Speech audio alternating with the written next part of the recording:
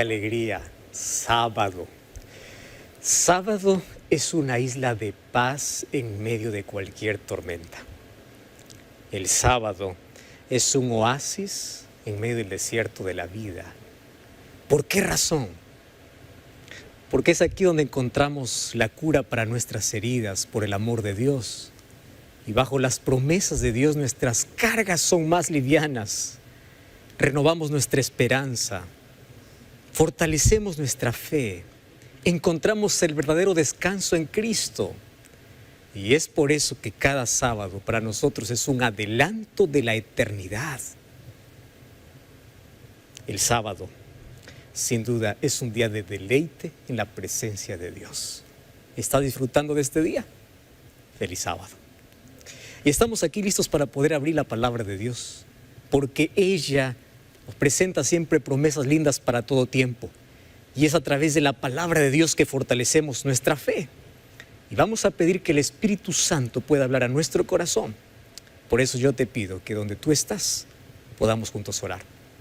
Querido Dios, gracias por este maravilloso día.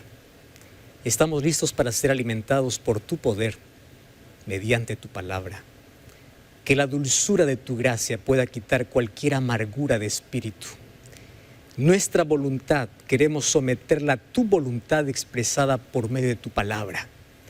Y hoy queremos escuchar tu voz de manera nítida hablando para nuestro corazón. Abrázanos con tus promesas, renueva nuestro espíritu, renueva nuestra esperanza y hoy podamos ser abrazados por ti mediante tu palabra. En el nombre de Jesús. Amén. Yo te invito para que puedas abrir la Biblia en el libro de Apocalipsis capítulo 3 versículo 21. Dice así la palabra de Dios: al que venciere, le daré que se siente conmigo en mi trono, así como yo he vencido y me he sentado con mi Padre en su trono. Yo quiero invitarte a que tú puedas tomar la Biblia y vamos a leer juntos. ¿Está bien? ¿Qué cosa dice el texto? Al que venciere, le daré que se siente conmigo en mi trono. Todos soñamos con el regreso de Jesús y todos soñamos con una eternidad al lado de Jesús. Y en Apocalipsis yo encuentro por lo menos 7 promesas que son dadas para el vencedor. Solo que la 7ª promesa es especial porque incluye también las 6 anteriores. Mas la promesa tiene una condición. ¿Quieres estar en el trono? Tienes que vencer. No hay victoria sin pelea. No hay trono sin victoria. No hay corona sin batalla, como diría Pablo. Pero ¿vencer qué? Si somos tan débiles en la vida, si caemos fácilmente, ¿qué cosa es lo que tenemos que vencer para poder estar en el trono y vivir al lado de Jesús por siempre? Hace algunos días, yo recibí un mensaje a mi red social en Instagram de un joven que de una manera desesperada me escribía así: pastor, acabo de caer otra vez, me siento esclavo. Cada vez que prometo no volver a caer es donde más caigo y cada vez estoy más hundido. Lucho contra un pecado que me vence. No merezco el cielo. Estoy perdido. Ayúdeme. Los seres humanos pensamos que al cielo llegamos por méritos.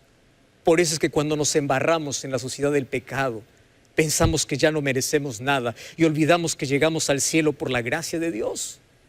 Y cada vez que el ser humano cae en pecado, el ser humano o Satanás allí aplaude diciendo una derrota más. Y allí aparece él para decirte: tú no mereces, nunca vas a llegar. Pero es allí donde recuerdo las palabras de Jesús cuando dice: bienaventurados los que lloran. ¿Lloran por qué? Al ver su condición. Felices aquellos porque van a recibir consolación, aquellos que miran su condición y no están conformes con lo que son. Necesitan un cambio, piden ayuda. Qué irónico.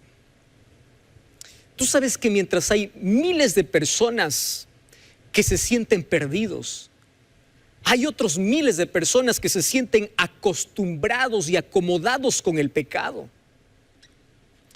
Hace algún tiempo yo recibí un mensaje, o estuve allí conversando con una persona que me dice: pastor, ¿usted cree que por un pecado tan pequeño yo me pueda perder?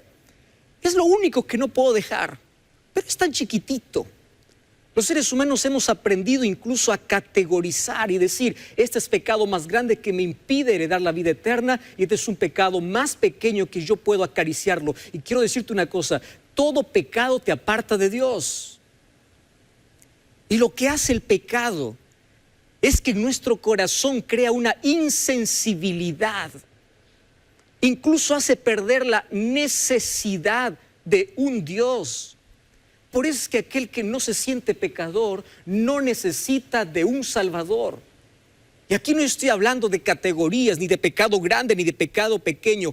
Todo pecado produce eso en cada persona: insensibilidad. Por eso es que hay personas que ya no se sienten más pecadores. Mientras que algunos sufren y lloran por su condición, hay otras personas que se sienten felices diciendo: yo no peco porque yo no robo, yo no mato, yo no adultero, yo no hago lo que el otro hace. Y se colocan incluso de jueces porque piensan que pecado es una lista de hacer cosas. Por eso es que aquel que comete un pecado dice: soy pecador. Pero aquel que piensa que porque no mata, no roba, es honrado, porque es una persona admirada, entonces se siente merecedor del cielo. Allí está el mayor problema en cuanto a la visión que nosotros tenemos de la vida. Mientras que algunos se sienten como el fariseo, otros como el publicano. Otros se sienten como aquel joven rico que dice: yo soy perfecto, entonces ¿qué más tengo que hacer para heredar la vida eterna? Mas cuando voy a la palabra de Dios, en el libro de Romanos capítulo 14, versículo 23, dice así: todo aquello que no proviene de fe es pecado. Incluso las cosas buenas están manchadas por el pecado si no proviene de fe. Y el libro de Santiago capítulo 4, versículo 17 dice: el que sabe hacer lo bueno y no lo hace, comete pecado. Entonces, pecado no solamente tiene que ver con acciones. Pecado también tiene que ver con motivaciones. ¿Qué es lo que te motiva a hacer aquello que estás haciendo? El pecado va más allá de una lista de cosas. Ahora viene Apocalipsis 3:21 y dice: el que venciere se sentará en el trono. ¿Qué cosa tenemos que vencer? Nuestro mayor enemigo es Satanás y el pecado que está dentro de nuestra propia naturaleza. ¿Y cómo poder ser victoriosos? Recuerdo que hace algún tiempo bauticé a una señorita, 21 años más o menos tendría ella. Y después del bautismo ella apareció allí con una hoja en blanco y un lapicero. Y me decía así: pastor, dígame por favor todas las cosas que yo tengo que hacer y las cosas que no tengo que hacer. Porque hay muchas personas que piensan que ser cristiano es caminar con una lista por la vida, diciendo: esto es pecado y esto no es pecado, en lugar de preocuparse por ser más semejantes a Jesús. Piensan que vida cristiana consiste en hacer. Y ahí está nuestro problema en cuanto a la concepción, a la visión que tenemos de pecado. Mientras yo leía aquel mensaje de aquel joven, quedaron grabadas las últimas palabras: estoy perdido, estoy perdido. ¿Cómo poder ayudar a una persona así cuando todos alguna vez nos sentimos perdidos? ¿Cómo poder ayudar? Entonces, para ello yo quiero comenzar a definir aquí qué cosa es aquello que realmente nos saca del cielo. El libro de Juan capítulo 16, versículo 8 y versículo 9, cuando Jesús hace la promesa de la venida del Espíritu Santo, dice así: cuando Él venga, convencerá al mundo de pecado. Y la pregunta es: ¿qué cosa es pecado? Escucha bien la definición que da Jesús mismo. Dice el versículo 9: de pecado por cuanto no creen en mí. Entonces, si no creen en mí, no tienen un relacionamiento conmigo, no se aproximan a mí. Para Jesús, pecado no es una lista de cosas de hacer o no hacer. Pecado es aquel que no se relaciona con Jesús. Pecado significa independencia de Dios. Pecado es separación de Dios.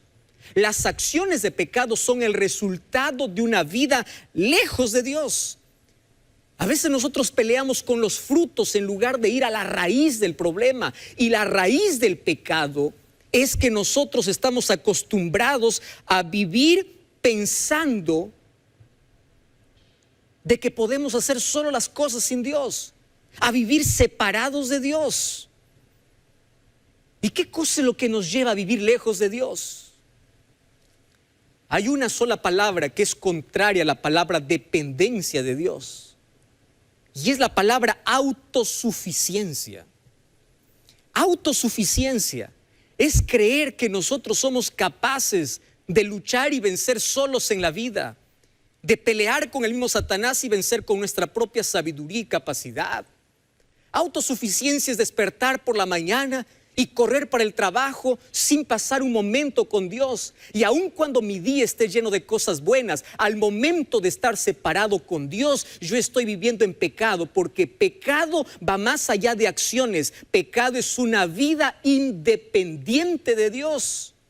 Y la independencia de Dios, la separación de Dios, es lo que me separa del trono, del cielo, de la eternidad.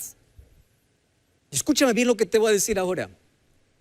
De nada sirve una vida casi perfecta cuando no tienes una relación con Dios.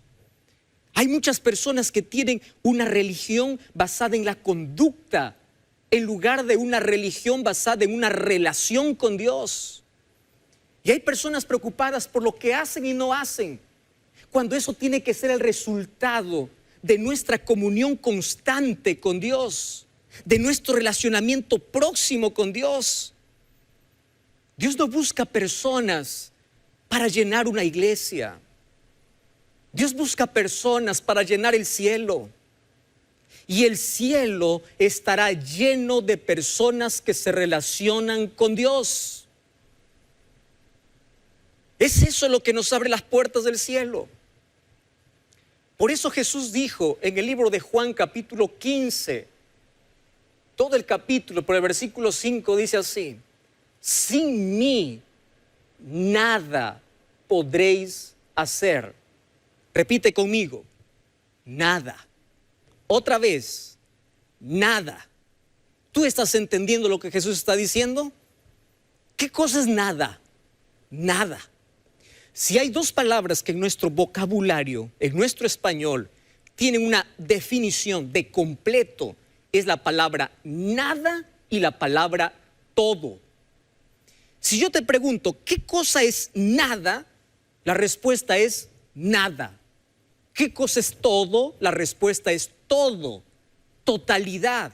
Entonces, hagas lo que hagas en la vida, si no tienes a Cristo, no tienes nada. Puedes hacer buenas acciones, buenas cosas, puedes hacer lo mejor, puedes ser una persona moralista, puedes ser una persona correcta, una persona admirada, puedes ser un líder, puedes tener una función, puedes tener una responsabilidad, pero sin Cristo eres nada y nada puedes hacer. Hasta aquí el asunto se nos complica, porque si para ir al trono hay que ser vencedores, ¿cómo entonces podemos tener esa victoria? Y allí viene la respuesta. El apóstol Pablo, un hombre que luchaba también consigo mismo y con su propia naturaleza, en el libro de Romanos capítulo 8, versículo 37, es un verso tan corto y tan precioso. Dice así: antes en todas estas cosas somos más que vencedores por medio de aquel que nos amó. Escúchame, Rodrigo, Julia, Demetrio, Elena, Viviana, Rosa, Juan. La victoria en la vida no es por tu capacidad, por tu riqueza, por tus obras. La victoria en la vida se debe a tu dependencia con Dios. Y dice: en Cristo somos más que vencedores. No es en los títulos colgados en la pared. No es en el dinero que tienes en el bolsillo. La victoria que tú tienes en la vida Tiene un solo nombre: dependencia de Dios, relacionamiento con Dios, proximidad con Dios. ¿Quién es un vencedor? Aquel que deja todas sus excusas para poder estar cerca de Dios. Aquel que abandona una vida separada de Dios. ¿Sabes qué cosa es lo que me gusta del Evangelio, del plan de salvación? Es que Jesús nunca me pide así: oh hijo, tú tienes que prometerme nunca fallarme, tú tienes que prometerme nunca pecar. No, Jesús llega para el pecador, para aquel que se siente derrotado, para aquel que lucha. Jesús llega para el débil y le dice así: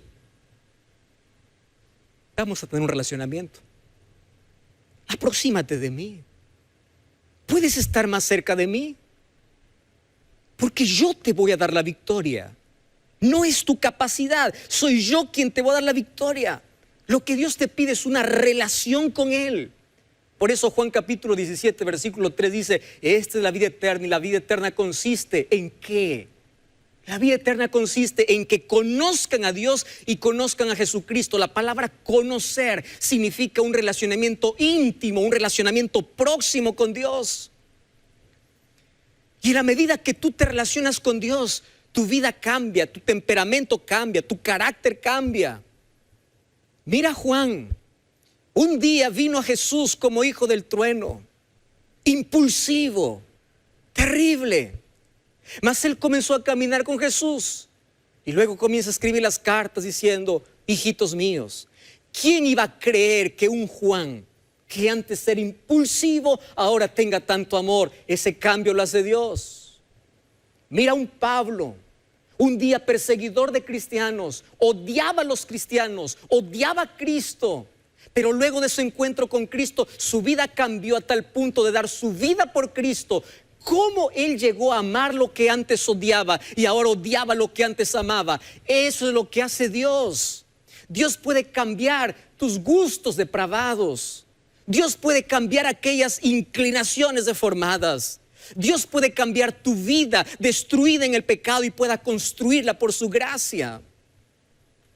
Ese cambio no ocurre por la cantidad de años que estás en una iglesia. Ese cambio ocurre por la cantidad de tiempo que dedicas para relacionarte todos los días con Dios. Y Dios coloca tu vida en armonía con su palabra, en armonía con su ley. Su ley es colocada en tu corazón. Y las cosas espirituales nos dan placer. Yo ya escuché historias realmente impresionantes. Personas, yo recuerdo una historia que un día un líder de una iglesia local se acercó y me dice: pastor, usted no sabe quién era yo antes de poder estar aquí en la iglesia. Yo era un borracho, gustaba tanto de la bebida que yo nunca imaginé algún día dejar la bebida. Yo decía: sin bebida no hay vida. El día que yo dejaba de beber, ese día sentía que yo moría. Hoy me doy cuenta que era apenas para anestesiar el dolor que llevaba por dentro. Pero sabe una cosa, yo me encontré con Dios. Y ahora cuando yo voy cerca de un bar, paso por cerca de una cantina, usted sabe la repugnancia que yo siento.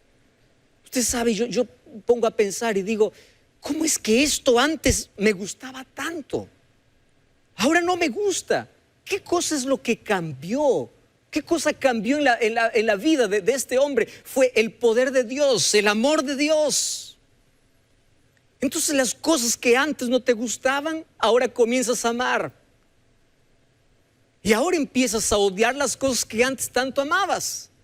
Ese cambio no es superficial. Ese cambio comienza de adentro para afuera, no de afuera para adentro. Y ese cambio nos lleva a una sola palabra: dependencia. Cuán difícil es aprender a depender de Dios. La mayor lucha que todo cristiano tiene en la vida es por cuánto depende de Dios. ¿Y sabes cuándo nosotros aprendemos a depender? Cuando reconocemos que solos no podemos nada. Es allí donde comienza nuestra dependencia. Cuando tú dices, no puedo, por eso todo lo puedo en Cristo. Y si todo lo puedo en Cristo, yo busco a Cristo todos los días.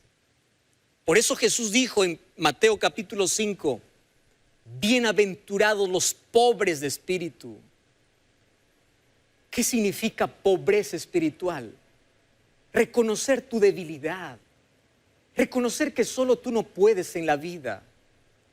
Eres pobre de espíritu. ¿Y por qué eres pobre? Tu necesidad te lleva a buscar a Dios. Pero tú sabes cuál es nuestro mayor problema en la vida. Es que nosotros creemos que somos ricos. Y aquí yo no estoy hablando de un asunto material, estoy hablando de aquella riqueza que el cristiano siente que es espiritual. Yo soy rico, ese es el mayor problema. Cuando tú vas para el libro de Apocalipsis capítulo 3, antes de que Jesús diga, el que venciere se sentará conmigo en mi trono, ¿sabes lo que dice el versículo 15? Versículo 15 dice, yo te conozco, no eres ni frío ni caliente, ojalá fueses frío o caliente, por cuanto eres tibio y no frío ni caliente, te vomitaré de mi boca. Tú dices soy rico, pero no sabes que eres un desventurado, pobre, miserable, ciego y desnudo. Y te aconsejo que compres oro para que seas rico, vestiduras para vestirte y unge tus ojos con colirio para que veas. Presta atención. El problema de nuestra independencia de Dios es que nosotros creemos que podemos solos hacer en la vida. Creemos que tenemos la riqueza necesaria porque tenemos una visión tan corta de nuestra realidad. Creemos una cosa, pero somos otra cosa. Ojalá fueses frío, dice Jesús. Es interesante, la palabra frío en el griego es sujros, que significa ojalá fueses como el viento helado. Y la palabra caliente es la palabra cestos, que significa ojalá fueses hirviente. De ahí viene la palabra ferviente. Entonces, como tú no eres ni frío ni caliente, ¿qué cosa eres? Indiferente. Eres indiferente. De nada sirve que te coloques la camiseta de Jesús cuando juegas para el equipo contrario, cuando no tienes un compromiso cercano con Dios. Y la indiferencia nos lleva a la autosuficiencia. La autosuficiencia nos lleva a usar máscaras en la vida. Esas máscaras de apariencia. Por fuera caliente, por adentro frío. Por afuera vestido, por adentro desnudo. Por afuera lleno, por adentro vacío. Los labios hablan de Jesús, pero el corazón no tiene a Jesús. Y esa es la mayor pobreza y la miserableza que tendría el cristiano justamente en el tiempo del fin. Este mensaje es para la última iglesia. Hace algún tiempo fue invitado allí por una mamá para poder hablar con su hijo que era adolescente. Y ella decía, pastor, por favor hable con mi hijo. No quiere saber nada de las cosas de Dios. Yo lo crié de una manera correcta, lo llevaba siempre a la iglesia. No sé qué le sucede. Me acerqué para poder hablar, tendría unos 14 años más o menos que el muchacho. Y allí entre abrir un poco el corazón y darle un poco de confianza, empezamos a hablar sobre el asunto espiritual. Y él me dice, pastor, a usted le mandó mi mamá, ¿verdad? Porque mi mamá manda a todos los pastores a hablar conmigo. Mas yo le voy a confesar una cosa, dice. Usted sabe por qué yo no quiero saber nada de religión. Y él me confesó un asunto muy duro que partió mi corazón. Me dice, pastor, usted no conoce a mis papás. Mis papás son perfectos en la iglesia. Sonríen para todo el mundo. Son personas aplaudidas por todos. Pero usted no sabe cómo ellos son en casa. Si usted viera las peleas que ellos tienen, cómo resuelven sus problemas, si usted viera cómo ellos son, usted no creería que son cristianos. Y él me dijo un asunto muy serio. Y me dijo así, pastor, si el evangelio que tanto se predica no pudo cambiar la vida de mis padres, yo no lo necesito. tibieza, cálido por fuera, frío por dentro. Esa es la realidad de esta iglesia. La indiferencia que les lleva a la autosuficiencia. Y si te das cuenta, Apocalipsis 3 no condena, no condena otra cosa como apostasía o herejía, sino diferencia. El pueblo está infectado de orgullo. ¿Y por qué? Porque Cristo está fuera. Y porque Cristo está fuera del corazón, está perdiendo la necesidad de Dios. Él está viviendo un autoengaño. Personas que creen que porque está un largo tiempo en la iglesia es suficiente para ir al cielo. Y no se dan cuenta, dice que tú eres un pobre, la palabra tojos, que significa que eres un mendigo. Pero lo triste es que no te das cuenta, eres ciego y necesitas del Espíritu Santo para ver tu realidad. ¿Qué realidad? Es que estás desnudo. ¿Sabes qué cosa me llama la atención? Génesis 3 y Apocalipsis 3 tienen una relación interesante. Génesis 3 yo considero allí la primera iglesia cuando cayó en pecado, Adán y Eva. Y allí Apocalipsis 3 es la última iglesia, la iglesia que espera a Jesús. Mira la diferencia, mira la semejanza. Allí en el jardín del Edén, cuando pecaron, ellos quedaron desnudos, pero eran conscientes de su desnudez y Cristo los cubrió. La iglesia en la Odisea está desnuda, pero desnuda porque prefiere su propia justicia y rechaza el vestido que Cristo le ofrece. El problema en Génesis 3 es que ellos se dan cuenta. El problema en Apocalipsis 3 es que ellos no saben de su realidad. En Génesis 3 Jesús llama: Adán, ¿dónde estás? Y en Apocalipsis 3 Jesús llama: he aquí estoy a la puerta y llamo. En Génesis 3 Adán y Eva se esconden detrás de un árbol. En Apocalipsis 3 el ser humano se esconde detrás de una puerta. Pero ambos están en la misma situación y la misma solución es Cristo. Y el consejo es: compra. ¿Qué significa comprar? Dar algo a cambio de. Lo que Jesús está diciendo es: por favor, renuncia a tu autosuficiencia, entrega tu autosuficiencia para que seas lleno de mi presencia. Compra el oro refinado en fuego, que según 1 Pedro 1:7 es la fe, es la mayor riqueza, porque todo lo demás se puede acabar en la vida. Compra aquellos vestidos. Renuncia a tu autosuficiencia para ser vestido por Cristo. Porque el mismo Dios que llamó en Génesis 3 es el mismo que llama en Apocalipsis 3. Solo que el ser humano sigue escondiéndose. Lo que me llama la atención es que es Dios quien busca, el ser humano quien se esconde. Es Dios quien llama y es el ser humano que no responde. Ambos están en la misma situación y la solución es Cristo. Y Jesús dice: déjame entrar en tu vida. Voy a decirte un asunto tan importante ahora. Si hoy no tienes en tu corazón un lugar para Jesús, tampoco tendrás un lugar en el cielo. Si en el trono de tu corazón hoy no está Jesús, tampoco tendrás un lugar en el trono celestial. Pero esto no es tan fácil. ¿Por qué no es tan fácil? Porque no hay trono sin victoria y no hay victoria sin pelea. No es tan fácil abrir el corazón. No es tan fácil depender de Dios. No es tan fácil experimentar la victoria que aquí nos pide en Apocalipsis capítulo 3, versículo 21. Es una lucha. Dime si no es una lucha abrir el corazón todos los días. Cuando te levantas, correr a la presencia de Dios, abrir la Biblia. Hay muchos que cuando abren la Biblia lo abren como turistas. Van de pasada, visitan y se van. Mientras que otros cuando abren la Biblia lo hacen como exploradores. Un explorador es el que profundiza, el que se queda. ¿Cuál es tu actitud? No es tan fácil abrir la puerta del corazón orando todos los días a Dios. No es tan fácil.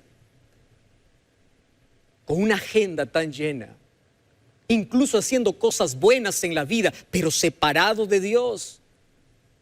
Porque es más fácil hacer cosas para Dios que depender de Dios.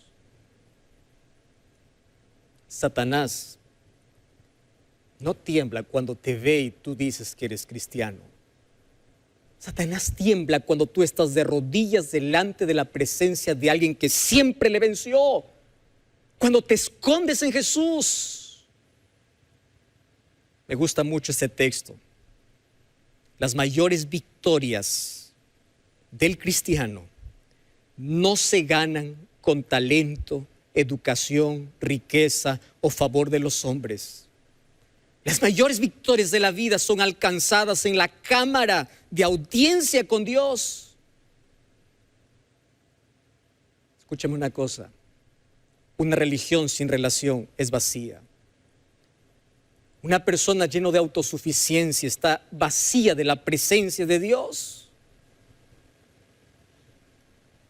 Yo contesté a ese muchacho que me escribió. Y la respuesta fue esta. Santiago 4:7 dice: someteos a Dios, resistid al diablo y él huirá de vosotros. La única manera es someternos. Si luchas con el pecado, vas a salir derrotado.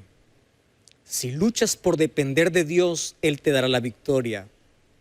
Esfuérzate y sé valiente para buscar a Dios. Lucha para que cuando abras los ojos, abras tu corazón a Dios. Vacía tu autosuficiencia para ser lleno de su presencia. No coloques curitas donde hay que tratar el cáncer. Depende de Dios. Apocalipsis 3:21 dice: el que venciere se sentará en mi trono. ¿Sabes qué cosa me gusta?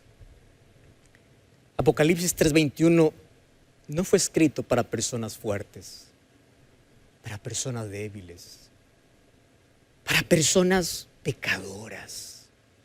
Apocalipsis 3:21 fue escrito para aquellos que quieren tener la victoria en Cristo.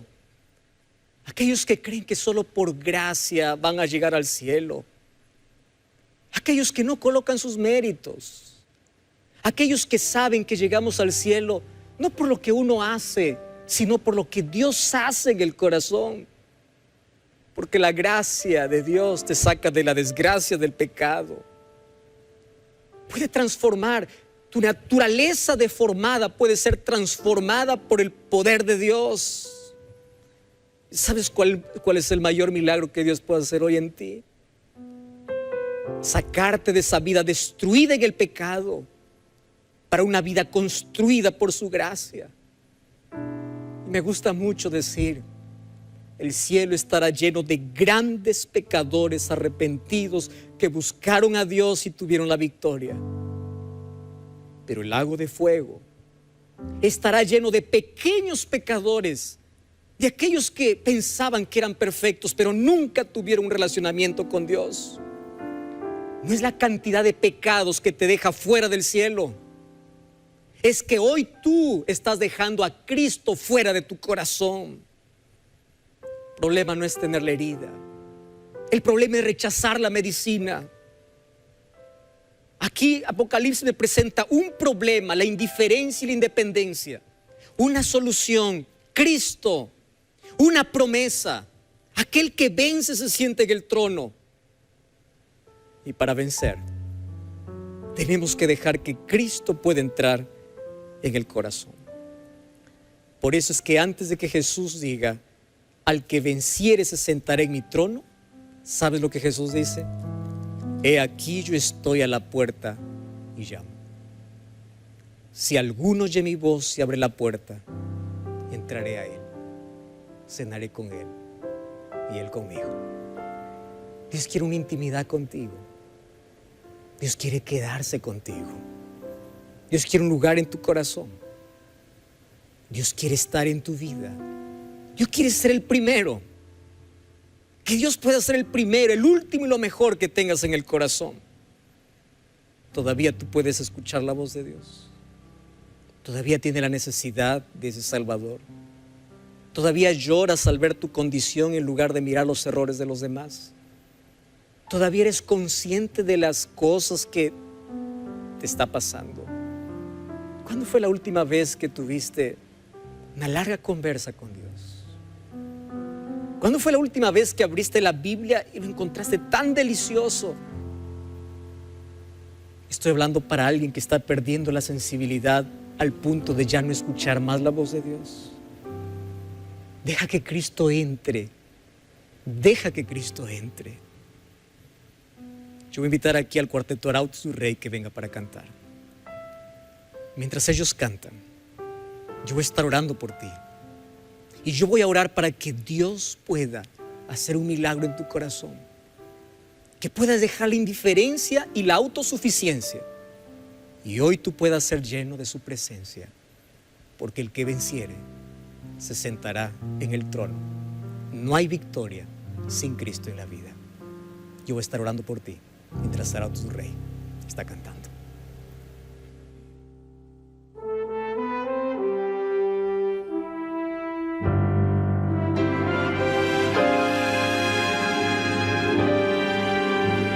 Tan solo hay un lugar en el trono de vivir, lugar de quien gobierna todo el ser. Tan solo un Señor el trono ocupará. Si fueren dos, amarás a uno rechazando al otro. Ven, decide ahora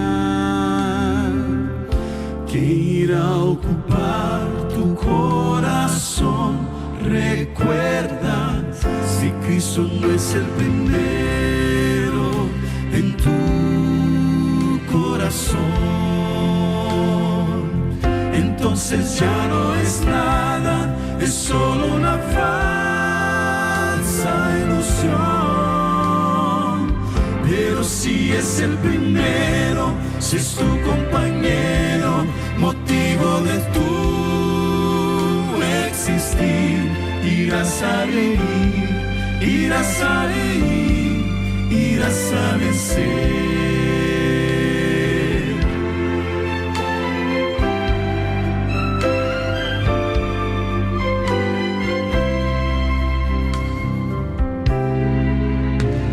Un nuevo día va a nacer para ti, para mí.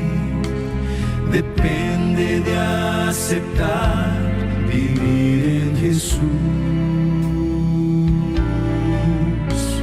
Es hora de beber del agua de vida y tú verás, en Jesús existe plena alegría. Ven, decide ahora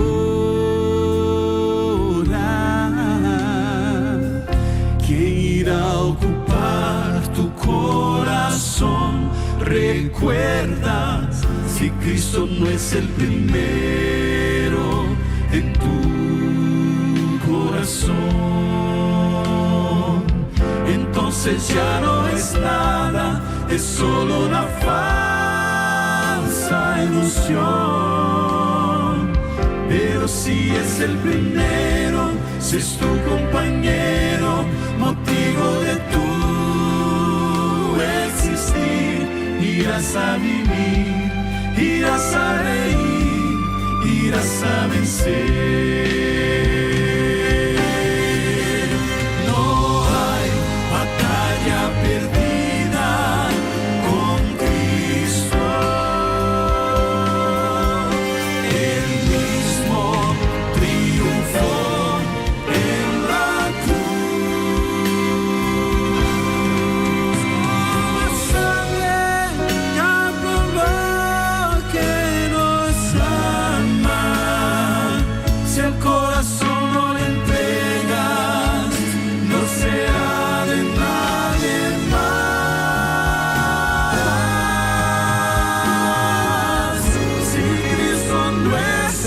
primero en tu corazón,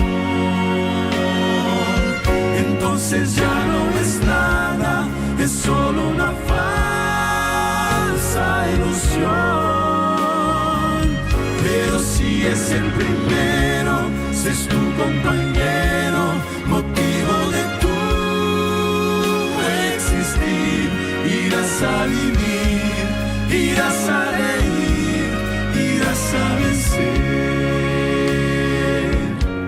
irás a vivir,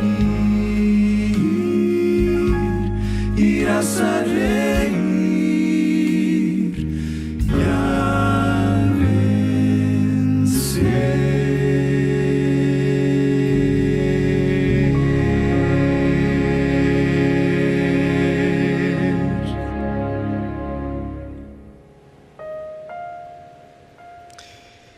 Si Cristo no es el primero en la vida, nada tiene sentido.